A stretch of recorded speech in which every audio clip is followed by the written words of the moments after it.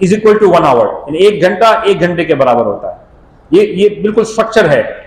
और जब सुबह सादिक हो जाती है तो उसके बाद अगर आदमी सोता है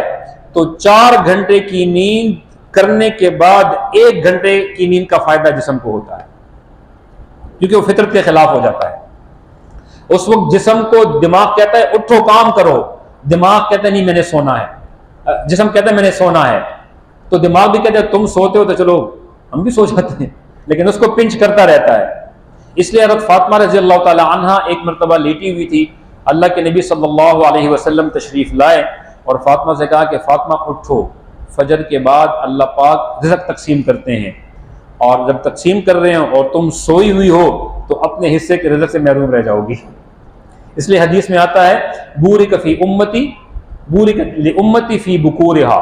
मेरी उम्मत के लिए जो बरकत का वक्त रखा गया है